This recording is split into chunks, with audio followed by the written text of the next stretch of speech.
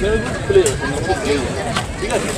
এরা সব হচ্ছে এই দিকটা পুরো ফাঁকা থাকবে। আজকে যারা জয়চণ্ডী আমাদের পাহাড় এবং জয়চণ্ডী যে মাঠ আছে সেটা পরিষ্কারের কর্মসূচিতে যুক্ত ছিলেন, তারা সকলে নিচে নেমে আসুন।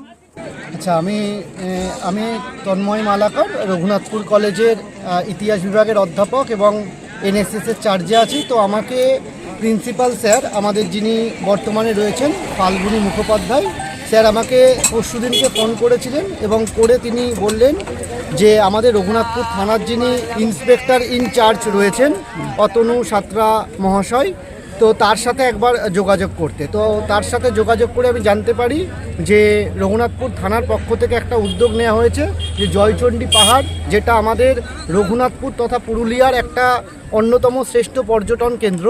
তো সেই পাহাড়ের যেহেতু আমাদের এখানে সারা বছর বিশেষ করে শীতকালের সময়ে প্রচুর পর্যটকরা আসেন এবং সেখান থেকে যে ধরনের এখানে আপনার বলা যেতে পারে বিভিন্ন আবর্জনা বা নোংরা হয়, তো সেগুলোকে পরিষ্কার পরিচ্ছন্ন করে যে প্রকৃতিকে একটা সৌন্দর্যায়ন, সেটা এই আমাদের আইসির থেকে আমি জানতে পারি।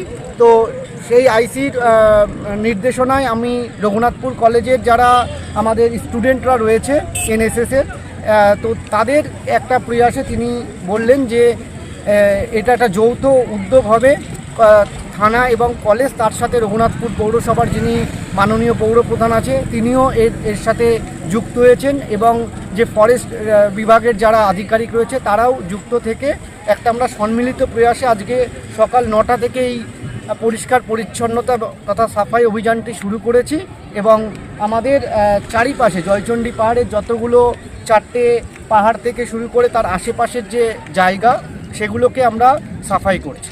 এটা কি চলতে থাকবে কন্টিনিউ? হ্যাঁ, এটা কন্টিনিউ প্রসেসেই চলবে, কিন্তু আজকে শুরু মানে তার শুভ সূচনা হলো, যেখানে আইসি স্যার তথা অসিত অতনুবাবু এখানে উপস্থিত ছিলেন এবং তিনিও এই সাফাইয়ের তিনি নেতৃত্ব দিলেন এবং রঘুনাথপুর পৌরসভার যিনি পৌরপিতা রয়েছেন তিনিও এখানে ছিলেন এবং ফরেস্ট বিভাগের বিভিন্ন যারা আধিকারিক তারাও এই সাফাই অভিযানে অংশগ্রহণ করেছেন এবং আমরা দেখছি যে সমস্ত যারা পুলিশ বিভাগের যারা রয়েছেন ইন্সপেক্টর, সাব ইন্সপেক্টর থেকে, তারা সকলেই সম্মিলিতভাবে এবং রঘুনাথপুর কলেজের ছাত্রছাত্রীরা সম্মিলিত প্রয়াসে এই কাজটি আমরা সম্পন্ন করছি। এখনও 1 মাস ওনার চার্জ নেওয়া হয়নি আইসি স্যার এবং মেজবাবু এবং সিআই স্যার, কেমন অ্যাক্টিভিটি পেলেন?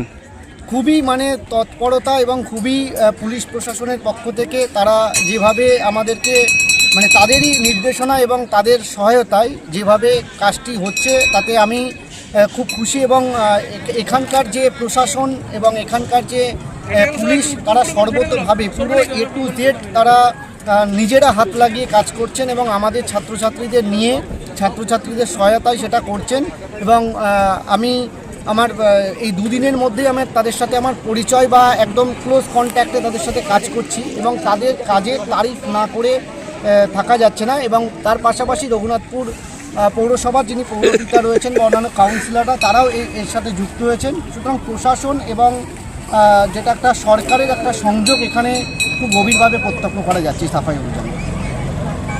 তো প্রশাসনের যিনি শীর্ষকর্তা রয়েছেন অর্থাৎ পুলিশ বিভাগের আইসি স্যারের সাথে অন্যান্য যারা আমাদের সিভিক ভলেন্টিয়াররা এবং তার পাশাপাশি ওম্যান যে কনস্টেবল, লেডি কনস্টেবল, তারা কিন্তু এবং ওসি তারা কিন্তু সম্মিলিতভাবে যেভাবে এই মানে উদ্যোগে সামিল হয়েছে এবং সাফাই অভিযানে যেভাবে তারা হাতে হাত লাগিয়ে কাজ করছে সেটার বাহবা দেওয়া ছাড়া উপায় নেই।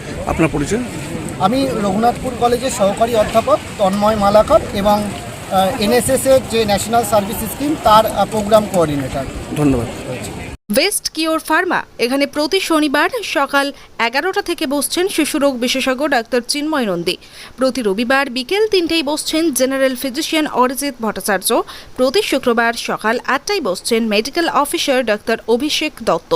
প্রতি শুক্রবার বিকেল 5টায় বসছেন স্ত্রী ও প্রসূতি রোগ বিশেষজ্ঞ মহিলা ডাক্তার লুগুই সরেন। এখানে ডাক্তারবাবুদের জন্য শীততাপ নিয়ন্ত্রিত আধুনিক চেম্বারের সুযোগ সুবিধা রয়েছে। পাশাপাশি রোগীদের জন্য আছে শীততাপ নিয়ন্ত্রিত ওয়েটিং হল। ঠিকানা দুবরা পুরুলিয়া, দুবরা হাই স্কুল সন্নিকট। Mobile number 993222